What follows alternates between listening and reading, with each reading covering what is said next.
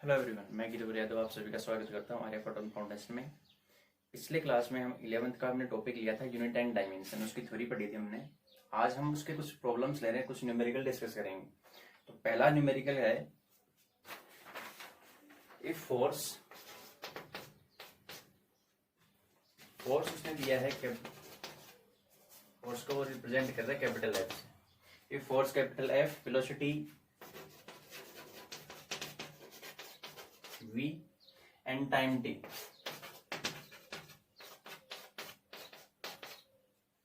are taken as fundamental units। इनको fundamental unit लेना है। इनको क्या करना है? फंडामेंटल। फोर्स को फंडामेंटल, टाइम को फंडामेंटल और वेलोसिटी को फंडामेंटल लेना है। Then find the dimension of mass. Mass की डायमेंशन अपने को फाइंड आउट करनी है। कहने का मतलब मास की डायमेंशन डिराइव करनी है इन फंडामेंटल क्वांटिटीज की फॉर्म में। कैसे करेंगे? इसके लिए हम force equals to mass times acceleration का फॉर्मूला यूज करेंगे। Force equals to mass times acceleration. Acceleration की कोई इंफॉर्मेशन नहीं है अपने पास, वेलोसिटी है, और इसको हम यहां से हटाएंगे। मास की जगह मास, एक्सेलरेशन की जगह वेलोसिटी अपॉन टाइम। एक्सेलरेशन होता है rate of change of velocity with respect to time, dv by dt। लेकिन हम केवल फॉर्मूला टाइम में लिखना चाहें तो v by t हम डिफाइन करेंगे यहाँ पर। यहां से अब अपने को m की डायमेंशन निकालनी है। तो m इक्वल्स टू क्या आ जाएगा? f t by v, क्योंकि t f के साथ क्रॉस मल्टीप्लाई हो जाएगा और v डिनोमिनेटर में आ जाएगा। उसके बाद में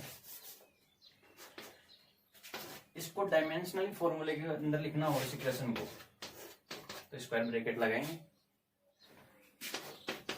फोर्स की डायमेंशन, टी की डायमेंशन एंड वी की डायमेंशन, ये आपका क्या हो जाएगा? आंसर हो जाएगा। क्योंकि ये फंडामेंटल है। अब आपको फोर्स को यहाँ पर रिप्लेस नहीं करना है FLT-2 से, नहीं, एफ की टर्म ही लेके आना है। उसने पहले ही कहा है कि इनको फंडामेंटल क्वांटिटीज मानना है। तो इस प्रकार से छोटा सा एक वो है न्यूमेरिकल, इस प्रकार से सॉल्व हो जाएगा।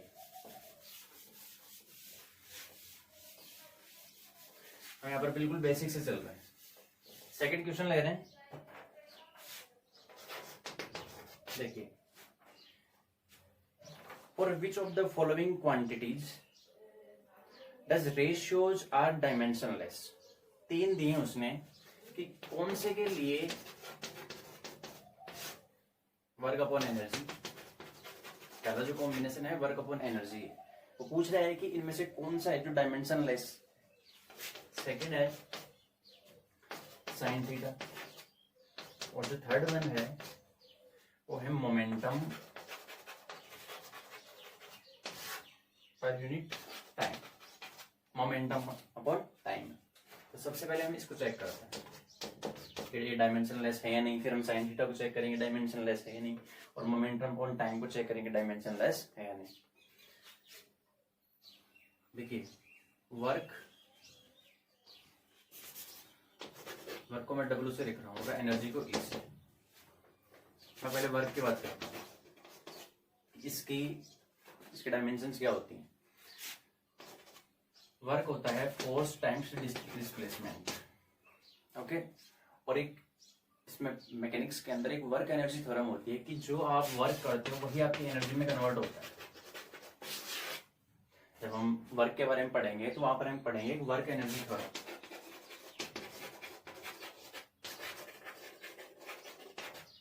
जो भी वर्क किया जाता है वो हमेशा पोटेंशियल एनर्जी के रूप में या फिर एनर्जी के रूप में कन्वर्ट होता है। तो कहने का मतलब जो डायमेंशन, जो यूनिट्स वर्क की होती हैं वही किसकी होती है? एनर्जी की।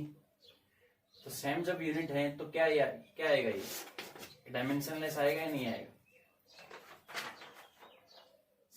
ये डायमेंशनलेस आएगा या नहीं आएगा? तो कहने का मतलब इसकी देखो वर्क की क्या आएगी? जो ऐसा यूनिट मानी जाती है वो मानी जाती है जूल। ऐसे ही एनर्जी की मानी जाती है जूल, क्योंकि यूनिट सेम है दोनों की। तो जूल अपॉन जूल ये आ जाएगा डायमेंशनलेस, यानी वर्क अपॉन एनर्जी तो डायमेंशनलेस है। अब हम चलते हैं साइन थीटा के ऊपर।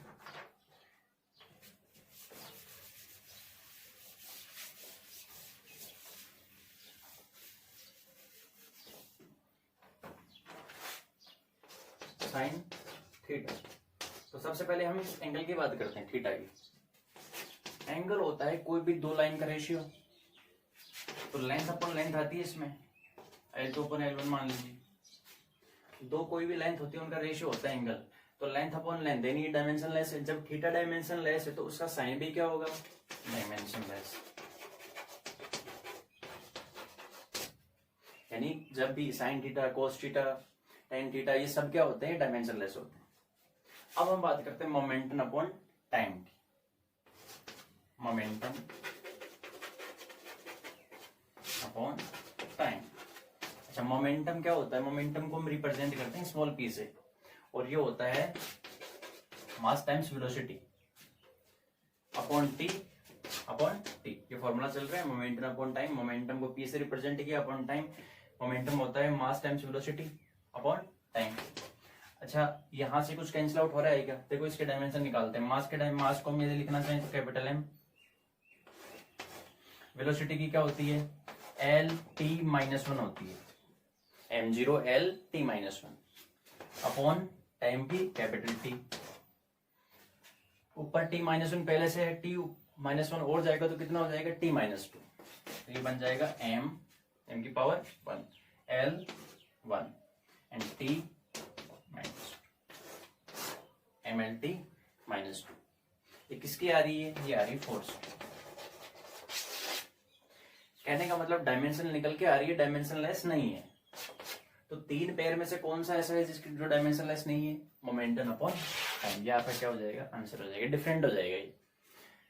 तो यहां से पता चल रहा है कि एक फॉर्मूला निकल के आ रहा है फोर्स का, कि force F equals to m तो होता ही है, rate of change of momentum भी होता है। Rate of change of momentum, यानी मोमेंटम यदि टाइम के साथ चेंज हो तो वो किसको रिप्रेजेंट करता है, फोर्स को।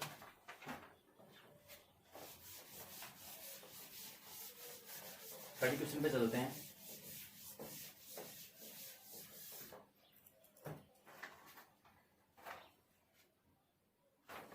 Find the dimensional formula.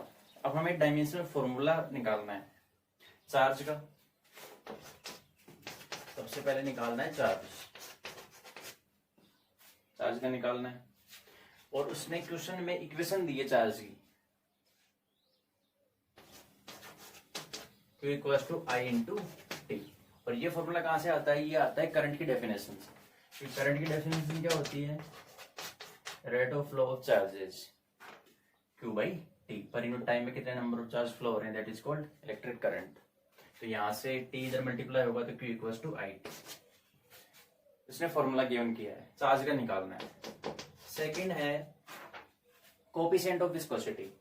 Coefficient of viscosity eta होता है, जब हम फ्लूइड मैकेनिक्स पढ़ते हैं उसमें आएगा ईटा। और इसके लिए फॉर्मूला होता है फोर्स इक्वल्स टू माइनस, उसने दिया है, अपने को इसको याद नहीं रखना है, केवल उसने फॉर्मूला दिया है, वहां से ईटा की डायमेंशन निकालनी है। F equals to minus eta area change in velocity upon change in time. Force equals to minus eta, इसके डायमेंशन निकालनी है। एरिया दिया है delta V by delta T. Delta V का मतलब है change in velocity, change in time. तीसरा potential, जिसको हम कैपिटल वी से, इस पोटेंशियल की भी डायमेंशन निकालनी है। ऐसे ही चौथा है कैपेसिटेंस। कैपेसिटेंस के लिए उसने फॉर्मूला दिया है Q equals to C we.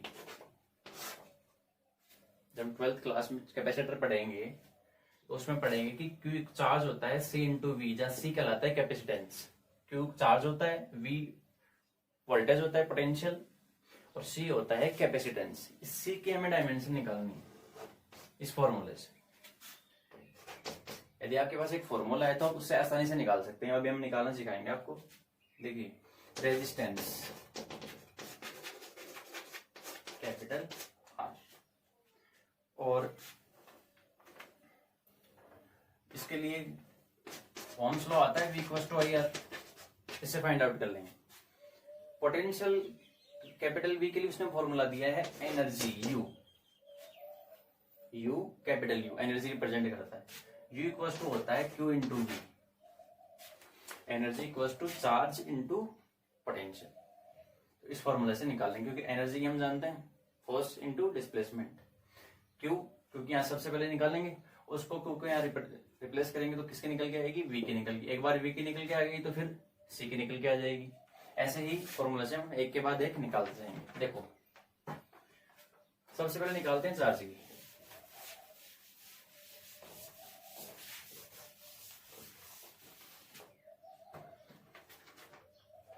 इसका सॉल्यूशन क्या है? चार्ज के डायमेंशन, करंट के डायमेंशन एंड टाइम के डायमेंशन। अच्छा, करंट के डायमेंशन क्या होगी? करंट को किसमें रिप्रेजेंट करते हैं? फंडामेंटल यूनिट क्या है? एम्पियर। और टाइम की कैपिटल टी। तो सिंपल क्या हो जाएगी? एटी। एम एल की फॉर्म में भी लिखना चाहो तो एम मास है क्या इसमें? नहीं है, तो एम जीरो। लेंथ भी नहीं है, L zero. A T, M zero L zero A T, A one T one. ये इसका क्या है? Dimensional formula. सेकंड पे आते हैं, कोएफिशिएंट ऑफ विस्कोसिटी। अच्छा, फॉर्मूला क्या था? F equals to minus eta area change in velocity upon change in time. जिसकी भी आपको डायमेंशनल फॉर्मूला निकालना हो उसको आप वन हैंड एक लेफ्ट हैंड साइड में रखिए और बाकी पार्ट को साइड में लेके चलिए। Eta equals to minus F delta T upon A delta, इस प्रकार से आ जाएगा। अब यदि इसकी डायमेंशन निकालनी है तो डायमेंशन लगा दीजिए स्क्वायर ब्रैकेट। अच्छा, फोर्स की डायमेंशन क्या होगी?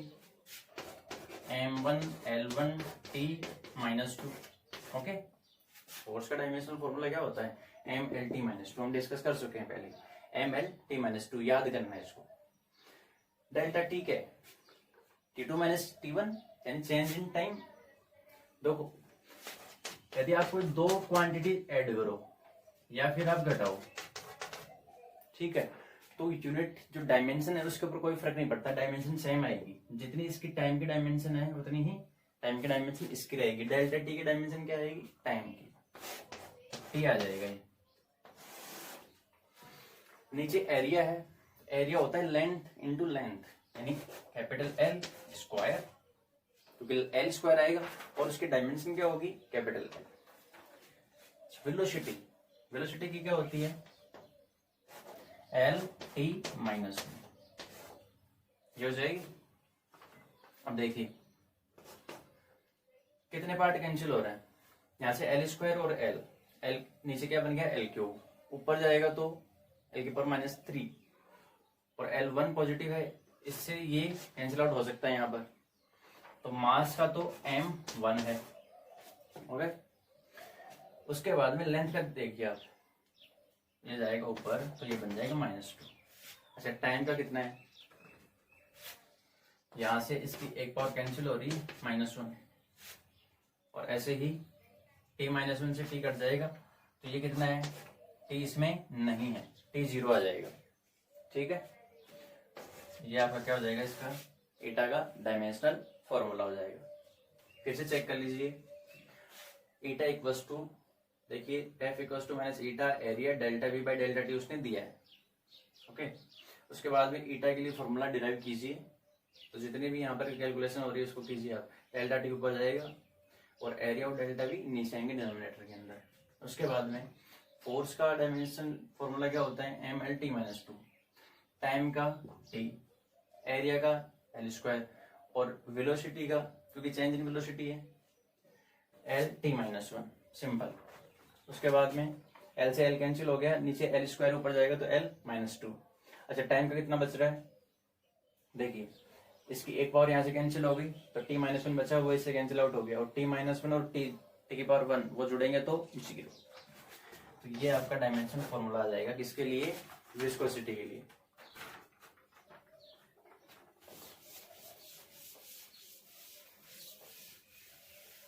उसके बाद में तीसरा है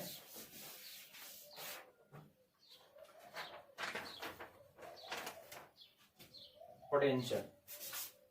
तो पोटेंशियल के लिए मैंने बताया था कि उसके लिए फॉर्मूला यूज करेंगे energy equals to charge into potential. u equals to Q B, u equals to Q B. तो हमें v की निकालनी है डायमेंशन, इस प्रकार से लिख सकते हैं, क्योंकि v इक्वल्स टू क्या होगा, u अपॉन क्यू। तो u अपॉन क्यू, u की डायमेंशन क्या है, u की डायमेंशन है जो कि एनर्जी की डायमेंशन है, एनर्जी तो है ये, और एनर्जी की डायमेंशन होती है वर्क की डायमेंशन। तो वर्क की निकाल लेते हैं सबसे पहले। वर्क होता है फोर्स इनटू डिस्प्लेसमेंट। फोर्स की क्या है, mlt माइनस 2, और ये क्या है, डिस्प्लेसमेंट यानी लेंथ। तो लेंथ एक ऐड और कर दीजिए, तो ml² t माइनस 2। याद करना है वर्क की क्या होगी, फोर्स की तो mlt माइनस 2, और वर्क की यानी एनर्जी की ml² t माइनस 2। यहाँ पर रख दीजिए ml² t माइनस 2। नीचे क्या है, चार्ज। अच्छा, चार्ज की क्या निकाली थी, चार्ज की निकाली थी 80। इनको ऊपर लेके जाइए, m1, नीचे लेंथ नहीं है तो सेम रहेगा l²। t ऊपर जाएगा तो t माइनस 2 पहले से एक माइनस और, तो t माइनस 3 हो जाएगा, और ऐसे ही a माइनस 1। इसलिए अभी आपको याद रखना है क्योंकि आगे इसकी रिक्वायरमेंट पड़ेगी। m1 l² t minus 3 a minus 1, ठीक है। ये किसकी डायमेंशन हो जाएगी, पोटेंशियल की, v की।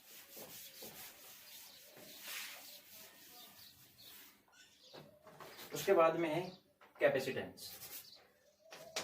कैपेसिटेंस का फॉर्मूला होता है Q इक्वल्स टू CV। तो यहां से C का फॉर्मूला निकालिए, कैसे निकालेंगे, charge upon potential, charge upon potential. Dimension के रूप में लिखें तो स्क्वायर ब्रैकेट लगा दीजिए।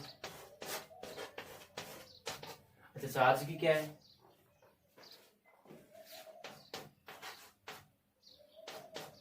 चार्ज की है 80, और पोटेंशियल की क्या है, पोटेंशियल की ये रही, तो पोटेंशियल की डायमेंशनल फॉर्मूला है। तो यहाँ लिखिए m l² a minus 3 a minus 1। अच्छा, ऊपर जाएगा तो m जो 1 है वो क्या बन जाएगा, m minus 1, l² l minus 2,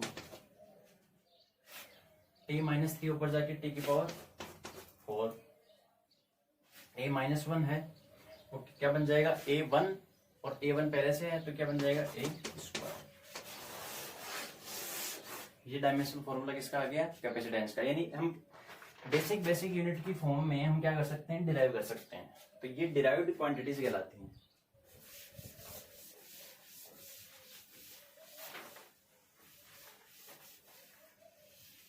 अब एक बचता है रेजिस्टेंस। तो रेजिस्टेंस के लिए हम निकालेंगे V equals to IR, V equals to IR। तो ओम्स लॉ होता है V इक्वल्स टू IR। यहां से रेजिस्टेंस क्या होगा, वोल्टेज या पोटेंशियल अपॉन I।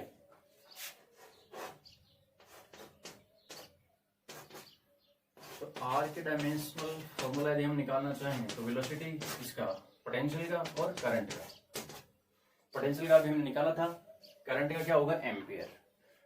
तो उसमें सीधा सा मतलब ये है कि जो भी पोटेंशियल का है, जो भी पोटेंशियल का है अभी हमने लिखा था, उसमें करंट का क्या है, एम्पियर। a माइनस 1 और ऐड करना है बस, उसमें a माइनस 1 और ऐड करना है, वो आप कर लेंगे यहां से। ओके, तो ये क्वेश्चन इस प्रकार से हो जाएगा। अगला क्वेश्चन है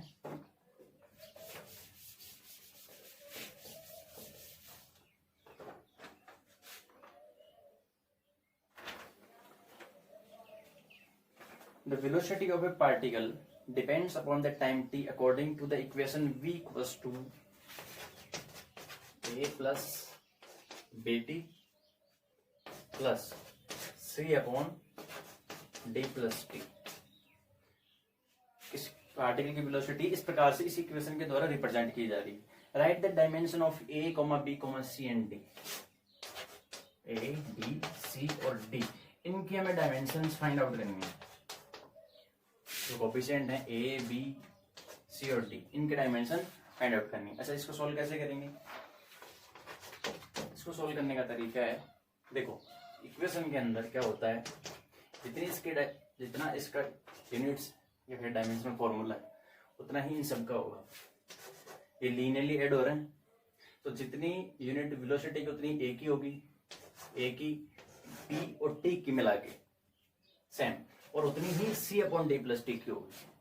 वेलोसिटी क्या होती है? यूनिट मीटर पर सेकंड, तो ए की भी मीटर पर सेकंड आएगी, बीटी की भी मीटर पर सेकंड, और सी अपॉन डी प्लस टी की मीटर पर सेकंड। तो देखिए ए की डायमेंशन वही होगी जो वेलोसिटी की डायमेंशन होती है, सेम है। वेलोसिटी की डायमेंशन क्या होती है? m0 l t माइनस 1, एक तो निकल गया। इस पे आते हैं, बी टी की डायमेंशन वही होगी जो कि वेलोसिटी की डायमेंशन होती है, दोनों के मिला के। यहां से बी की डायमेंशन, टाइम की डायमेंशन अलग अलग कर लीजिए इनको, equals to m0 l t minus 1, velocity की डायमेंशन l t माइनस 1 मैंने रख दी है। t जब उधर जाएगा तो एल टी माइनस 1 तो पहले से ही है, नहीं से टाइम, उसको ऊपर लेके जाएंगे तो टी क्या हो जाएगी? -2। तो m0 l t minus 2, l t minus 2, ठीक है। इस प्रकार से b की निकल गई। अब हम निकालेंगे c upon D plus T.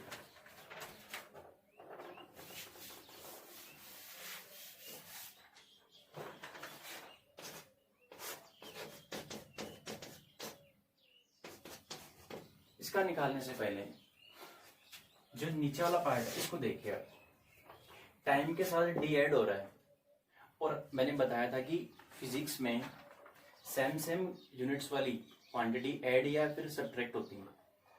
तो जब इसकी ये टाइम, ठीक है टाइम है यहाँ पर, तो डी की यूनिट भी किस में आएगी? टाइम में आएगी। बस यही पहचानना होता है कि डी की जो डायमेंशनल फॉर्मूला होगा किसके बराबर होगा? टाइम के, यानी ओनली टी लिखा जाएगा। तो ये तो आ गया, डी का निकल के आ गया m0 l0 t1, क्योंकि t1 का मतलब क्या है? m0 l0 और t1, इस प्रकार से लिखा जाएगा। तो हम निकालते हैं c का। c का कैसे निकालेंगे? ये total c upon D plus T, इसकी डायमेंशन किसकी है? इस पूरे की वेलोसिटी के बराबर, और वेलोसिटी कितनी है? L T minus 1, okay, L T minus 1। तो सी की डायमेंशन क्या होगी? नीचे डी की डायमेंशन टाइम की, और टाइम प्लस टाइम भी क्या होगा? टाइम की डायमेंशन होगी, टाइम उधर मल्टीप्लाई होगा तो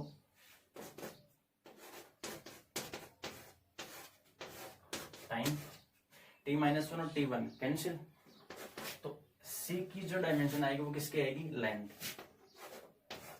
सिंपल लेंथ, यहां से टाइम कैंसिल आउट हो जाएगा। तो m0 l1 t0, m0 l1 t0। तो सभी की इस प्रकार ए बी सी डी की हमने निकाल ली।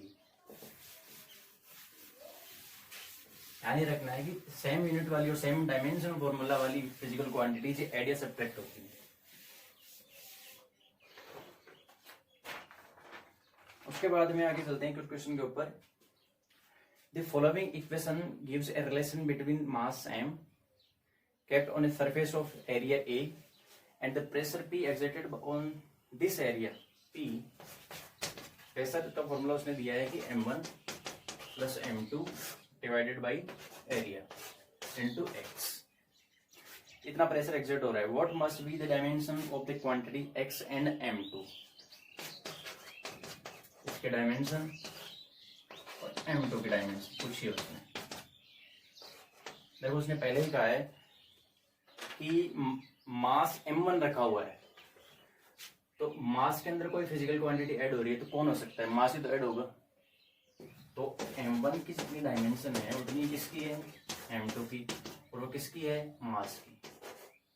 तो m1 l0 t0, मास की तो पावर 1 है क्योंकि मास है, लेंथ नहीं है, टाइम नहीं है, ये इसकी डायमेंशन हो जाएगी m2 की।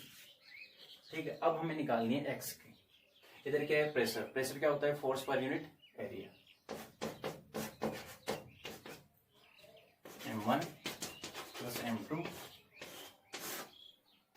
डायमेंशन के रूप में लिखते हैं इसको, डायमेंशन फॉर्मूला। एक्स के डायमेंशन हमें निकालनी है। देखिए मास और मास ऐड होंगे तो डायमेंशन M1 प्लस M2 की तो मास ही रहेगी, M कैपिटल M के रूप में लिखा जाएगा। एरिया से एरिया की डायमेंशन कैंसिल आउट हो जाएगी तो force equals to mass into X आ रहा है। फोर्स की डायमेंशन क्या होगी, ML T minus is equal to M1 plus M2 की डायमेंशन M और x की डायमेंशन। देखिए मास से मास कैंसिल आउट हो जाएगा, क्या बचा, x की डायमेंशन किसकी बची, M0, M नहीं है, L1T माइनस 2, LT माइनस 2 आ रहा है। इसका मतलब ये किसकी है डायमेंशन, डायमेंशनल फॉर्मूला होता है एक्सेलरेशन का, यानी x की जो डायमेंशन निकल के आ रही है वो निकल के आ रही है एक्सेलरेशन की, और M2 की किसकी आ रही है, मास।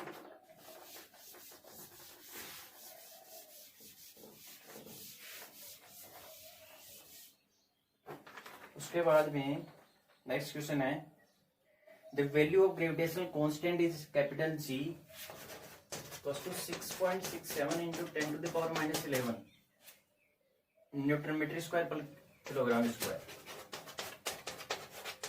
ये इसने दिया है ऐसा यूनिट के अंदर, और ऐसा यूनिट होती है metre kilogram second system, MKS system. Convert it into CGS system of units, तो हमें इसको कन्वर्ट करना है CGS, क्योंकि अभी हमने डायमेंशनल फॉर्मूला निकाल लिया था, किसी भी फिजिकल क्वांटिटी की डायमेंशन निकाल ली थी। अब हम एक सिस्टम ऑफ यूनिट से दूसरे सिस्टम ऑफ यूनिट के अंदर जाना चाहते हैं, तो इस किस प्रकार से न्यूमेरिकल सॉल्व होंगे। उसके लिए पहला क्वेश्चन है ये कि कैपिटल G दे रखा है, universal gravitational constant 6.67 10 to the power minus 11 newton metre square per kilogram square. ये MKS सिस्टम में है, इसको हमें CGS सिस्टम में कन्वर्ट करके बताना है कि इसकी वैल्यू कितनी होगी। तो इसके लिए सिंपल क्या करना है भाई, ये तो न्यूमेरिकल वैल्यू है, अब हम जाएंगे इनके ऊपर, newton metre square per KG square. Newton क्या होता है, फोर्स है, फोर्स मास टाइम्स एक्सेलरेशन, यानी kilogram metre per second square होता है। न्यूटन होता है kilogram metre per second square, mass times acceleration metre per second square, ये हो गया फोर्स, इनटू मीटर स्क्वायर ये रहा अपॉन किलोग्राम स्क्वायर। ठीक, यहां से केजी एक कट गया, एक पावर बच जाएगी किलोग्राम के नीचे। मीटर और मीटर स्क्वायर क्या हो गया, मीटर क्यूब, नीचे सेकंड स्क्वायर, और नीचे क्या है, केजी। ओके, उसके बाद अब जो मीटर है उसको सेंटीमीटर में कन्वर्ट करेंगे, लेंथ मीटर में है तो उसको सेंटीमीटर में, जो मास किलोग्राम में है उसको ग्राम में, और सेकंड में रहेगा टाइम। तो जहां मीटर है उसको सेंटीमीटर में कन्वर्ट करना है। 1 मीटर में कितने होते हैं, 10 टू द पावर 2 सेंटीमीटर, और पावर कितनी है, 3। ओके, नीचे सेकंड स्क्वायर, और यहां से क्या आ गया, किलोग्राम, किलोग्राम में ग्राम में कन्वर्ट करेंगे तो कितना होता है, 10 टू द पावर 1000 ग्राम होते हैं, 10 टू द पावर 3 ग्राम हो गए। ओके, अच्छा 10 टू द पावर 2 की पावर 3 कितना हो जाएगा, 2 3 जा 6, यहां से आ गया सेंटीमीटर क्यूब,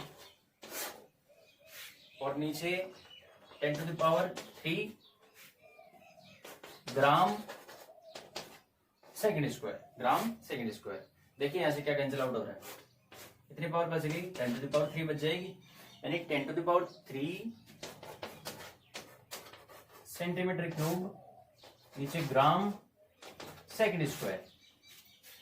अभी हमने केवल ये वाला पार्ट निकाला है कि इसको हम CGS सिस्टम में newton metre square per kilogram square CGS में किसके बराबर होगा, ये होगा 10 to the power 3 centimetre cube divided by gram second square, इसके बराबर हो जाएगा। अच्छा, इसको यहाँ पर रिप्लेस कीजिए, इसको यहाँ रखते ही क्या आ जाएगा, आंसर किसमें आ जाएगा, CGS सिस्टम में। कितना है 6.67 10⁻11 इंटू 10⁻3 सेंटीमीटर क्यूब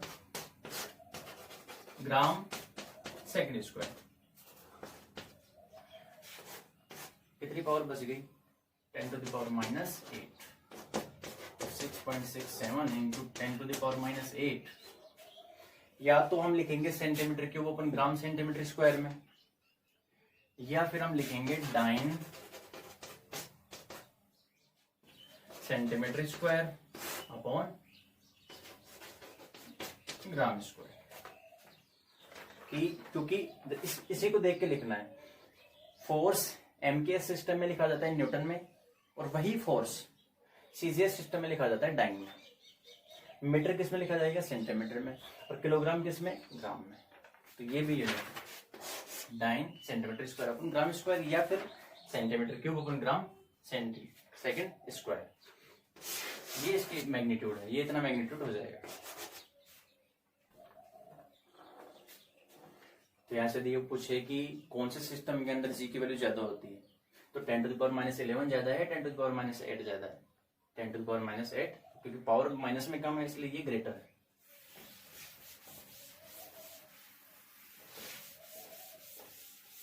इस प्रकार से एक सिस्टम ऑफ यूनिट से सेकंड सिस्टम ऑफ यूनिट में किसी में भी यदि फुट पाउंड सेकंड में कन्वर्ट करवाना चाहे तो उसमें भी हम जा सकते हैं। उसके बाद में एक और क्वेश्चन है, the frequency F of a stressed string depends upon the tension F, जिसकी डायमेंशन होती है फोर्स की डायमेंशन। एक टाइप से बोला है टेंशन, तो स्ट्रिंग है वो स्ट्रेच है, उसके अंदर इतना टेंशन आ रहा है, इतना टेंशन लगा हुआ है। फोर्स पर यूनिट लेंथ होता है tension.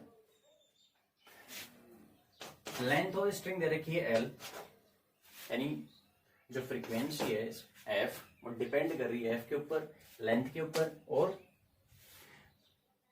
And the mass per unit length, जिसको उसने डिफाइन किया है म्यू। ये है mass per unit length, per unit length का कितना मास है वो है म्यू।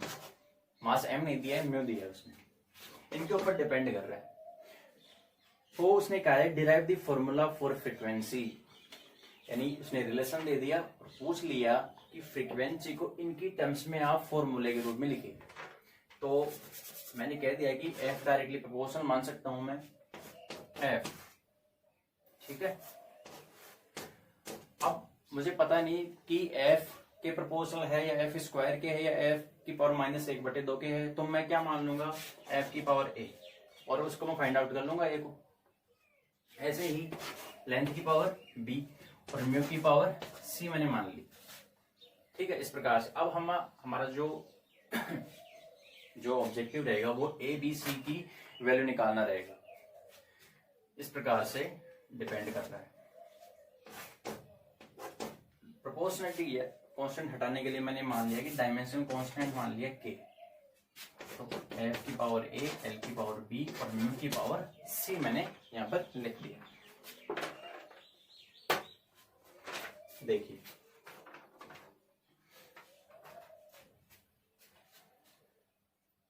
अब यदि हमें ए बी सी ये निकालने, तो यहाँ पर प्रोसेस क्या होता है भाई, जितना डायमेंशनल फॉर्मूला इसका है उतना ही इन तीनों का मिलाकर है, ठीक है।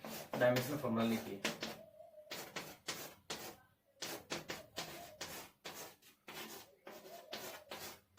म्यू की पावर सी। फ्रीक्वेंसी क्या होती है, फ्रीक्वेंसी होती है नंबर ऑफ ऑसिलेशंस पर unit time, number of oscillations per unit, number of vibrations पर unit time. Number of vibration तो एक नंबर है जस्ट, उसके कोई यूनिट नहीं होती। नीचे क्या है टाइम, तो 1/टाइम होती है इसकी ऐसा यूनिट, पर यूनिट टाइम, या फिर सेकेंड इनवर्स। टाइम को जो ऊपर लेके जाएंगे टाइम का डायमेंशन लिखेंगे तो सेकेंड लिखेंगे। कहने का मतलब m0 l0 t -1, इसका डायमेंशन फॉर्मूला हो गया। m0 l0 t-1। अब देखिए इधर, अब हमें फोर्स, लेंथ और मास पर यूनिट लेंथ इनके डायमेंशन फॉर्मूला लिखना है कि ये तो डायमेंशनलेस है तो इसका कोई डायमेंशन नहीं आएगी, इसको छोड़ दीजिए। अब डायमेंशनलेस कांस्टेंट माना है हमने। एफ फोर्स है, एम एल t-1 और पावर कितनी है ए। लेंथ है, लेंथ किसमें आएगी कैपिटल एल में, पावर कितनी है बी। मास पर यूनिट लेंथ है, मास का क्या हो गया dimension, dimension representation capital N और पर यूनिट लेंथ का capital L. Mass per unit length power क्या हो गई सी हो गई। अब यहां पर क्या करना है, दोनों तरफ कंपेयर करवाना है, एम की पावर, एल की पावर और टी की पावर, वहां से ए बी सी की वैल्यू निकल के आएगी।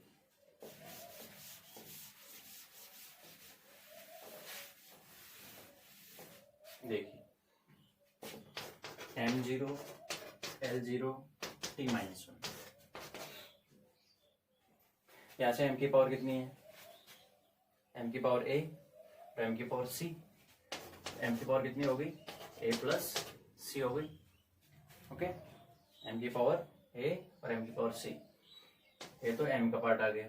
उसके बाद में l को देखिए, l की पावर a, l की पावर b और l की पावर माइनस c, क्योंकि 1/l की पावर c है तो l को जब ऊपर लेके जाएंगे तो l की पावर माइनस c, यानी a plus b minus c, ये हो गया l की पावर। अच्छा t का क्या है, t-2, तो यहां से कितना हो जाएगा, t का हो जाएगा -2a। ओके, -2 और a -2 कंपेयर। देखिए सबसे पहले आप टाइम यहां से कंपेयर करवाएंगे तो इधर तो 0 है, m की पावर इधर कितनी a प्लस c, तो a प्लस c बराबर 0, इक्वेशन नंबर 1। कुछ इक्वेशंस आएंगे, कुछ सेट ऑफ इक्वेशंस बनेंगे, वहां से a b c की वैल्यू फाइंड आउट करेंगे। देखिए l की पावर 0 है और a plus b minus c भी क्या होना चाहिए, ये भी 0 के बराबर होना चाहिए। सेकेंड इक्वेशन आ गई। अच्छा थर्ड वन क्या है, t की पावर -1, इधर t की पावर -2 है तो माइनस से माइनस तो क्या हो गया कैंसिल, तो 2a = 1, तो यहां से a की वैल्यू कितनी आ गई हाफ। अच्छा a की वैल्यू हाफ आ गई तो यहां पर इसकी वैल्यू प्लेस कीजिए, a प्लस = 0 है तो हाफ प्लस c = 0, तो c = क्या आ गया -half, a = half, c = -half. a और c की वैल्यू कहाँ रखेंगे सेकेंड इक्वेशन में, a और c की, तो वहां से किसकी वैल्यू निकल के आएगी, देखिए half plus b minus minus plus, half plus half 1, तो b + 1 = 0, तो b = -1। तीनों वैल्यू निकल के आ चुकी हैं। क्या क्या value, a = half, c = -half और b = 1। तो अपना जो फॉर्मूला था वो क्या था, क्या वैल्यू निकल के आई, a = हाफ, b = -1 और c = -हाफ। हमने माना था frequency = k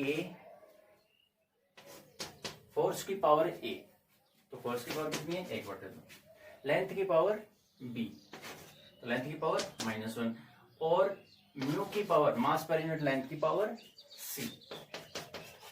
okay, k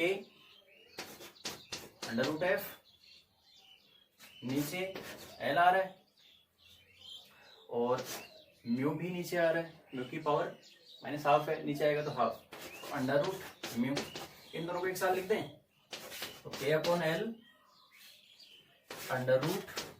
√f/μ। तो फ्रीक्वेंसी का फॉर्मूला क्या आ गया, k/l √f/μ।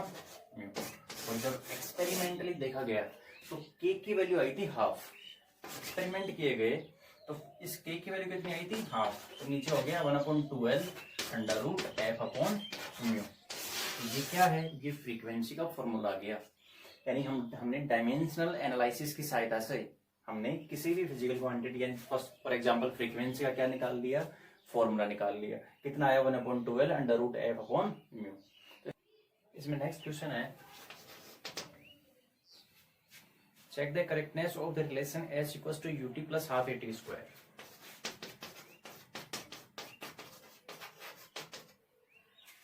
where u is initial velocity, u है initial velocity, a is the acceleration and t is the time and s is the displacement। t represent कर रहा है time को, u कर रहा है इनिशियल वेलोसिटी को, जितनी वेलोसिटी से उसने स्टार्ट किया था। ए रिप्रेजेंट कर रहा है acceleration, okay, T time you initial velocity, A acceleration, और एस रिप्रेजेंट कर रहा है डिस्प्लेसमेंट।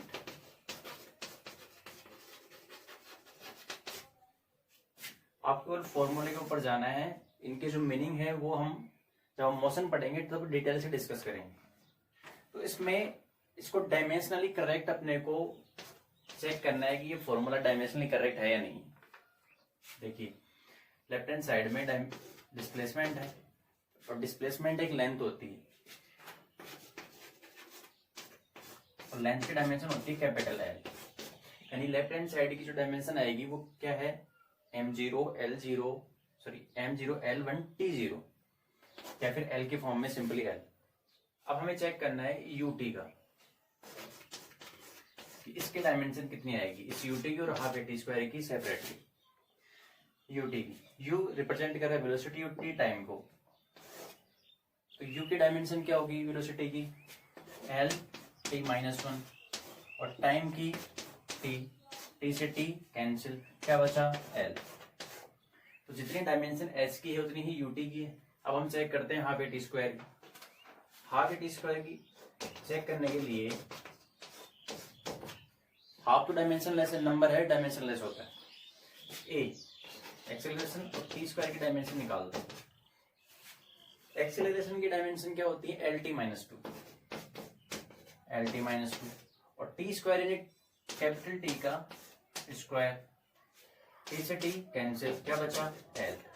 कहने का मतलब ये फॉर्मूला डायमेंशनली करेक्ट है। जितनी डायमेंशन डिस्प्लेसमेंट की उतनी ही यूटी की है लेंथ, और उतनी ही हाफ एटी स्क्वायर की है लेंथ एल के इक्वल। तो L equal to L plus L. और देखा जाए तो वही इक्वेशन फिजिक्स में करेक्ट मानी जाएगी जो डायमेंशनली करेक्ट हो। यानी लेंथ में यदि यूटी की डायमेंशन लेंथ है तो हाफ एटी स्क्वायर की भी लेंथ आनी चाहिए, क्योंकि लेंथ में ही लेंथ ऐड होगी, टाइम में टाइम ऐड होगा, लेंथ में लेंथ ऐड होगी, वेलोसिटी में वेलोसिटी ऐड होती है।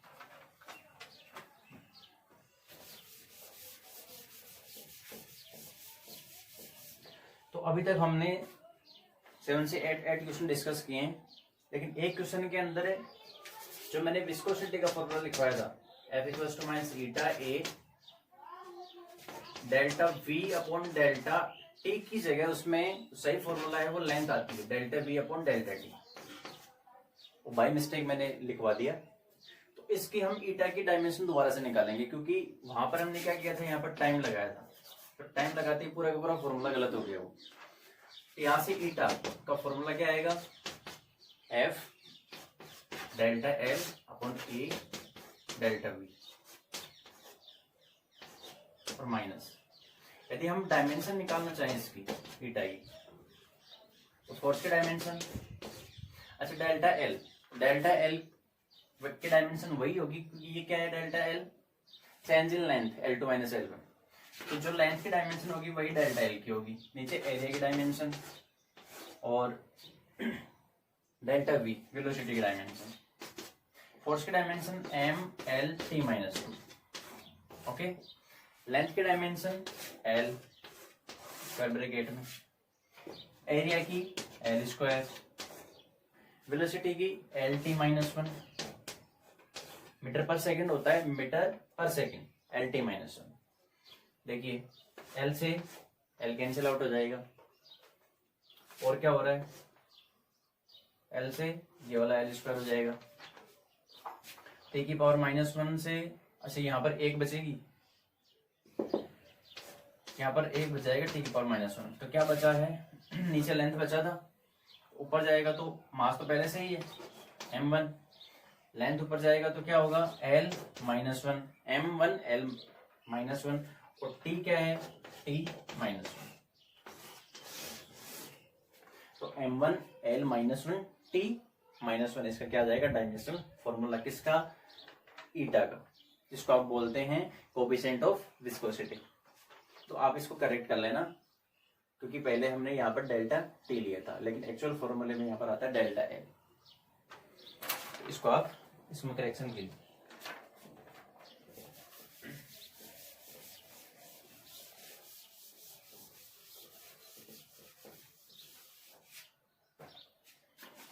आज के लिए इतना ही। नेक्स्ट वीडियो लेक्चर में हम मोशन के बारे में डिटेल से डिस्कस करेंगे। ओके।